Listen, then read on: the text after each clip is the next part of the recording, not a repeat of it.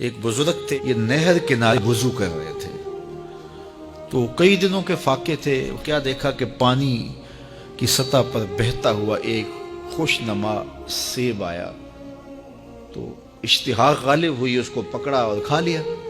جب کھا چکے تو پھر خیال آیا یہ تو میرا تھا ہی نہیں، یہ تو مال لقطہ تھا، تو میں نے اس کو کھا لیا، اب اس کا مالک کیسے ملے؟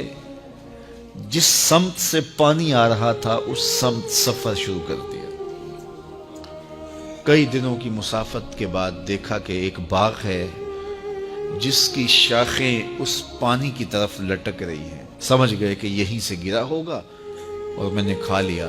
خیر باغ میں پہنچے، مالک سے ملے، کہا کہ یوں میں نے ایک سیب کھا لیا ہے اور میرا غالب گمان یہ ہے کہ اس باغ کا وہ سیب تھا، تو میں معافی مانگنے آیا ہوں، یا پھر بتائیں کہ اس کا ہرجانہ کیا ہوگا۔ جب مالک باغ نے یہ بات سنی، وہ بھی صاحب نظر تھے، سمجھ گئے یہ تو کوئی در یگانہ ہے، یہ تو کوئی گوہر یکتا ہے، تو تیور بدل لیے۔ کہا ایسے تو نہیں معافی ملے گی۔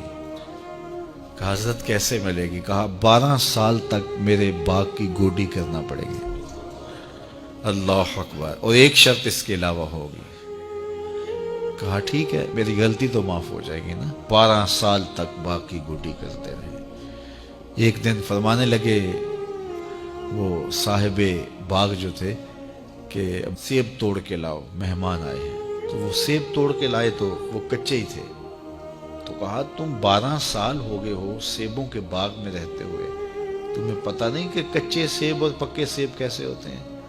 کہا حضرت مجھ سے قسم لے لیجئے 12 سال میں ایک دفعہ بھی نظر اٹھا کے سیبوں کی جانب نہیں دیکھا۔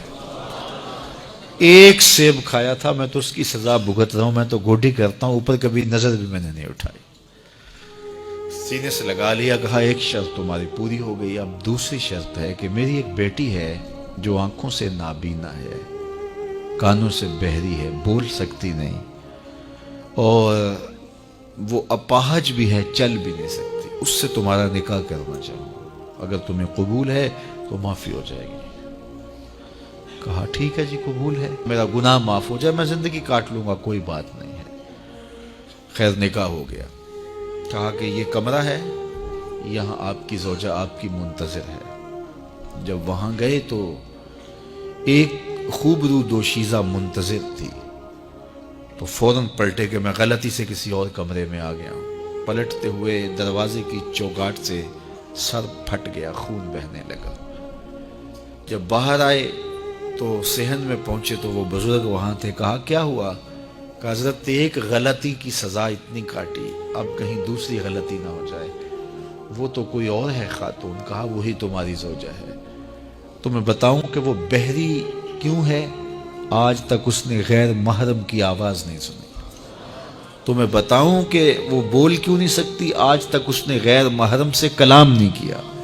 اندھی اس طرح ہے، آج تک اس نے غیر محرم کو نہیں دیکھا، اور اپاہج اس طرح ہے، چل کے کبھی گھر کی دہلیز سے گئی نہیں ہے۔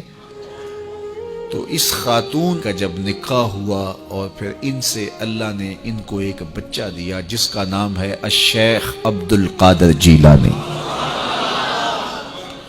جب ماں باپ اس طرح کے ہوں تو بیٹے اس طرح کے ہی ہوتے ہیں۔ باپ کا لقمہ پاک اور ماں اپنی آبرو کی کیسی محافظہ، پھر در یگانہ اور گوہر یکتا جو پیدا ہوتا ہے وہ دین کی احیاء کرنے والا ہے، دین کی مردہ قدروں کو نئی زندگی دینے والا ہے۔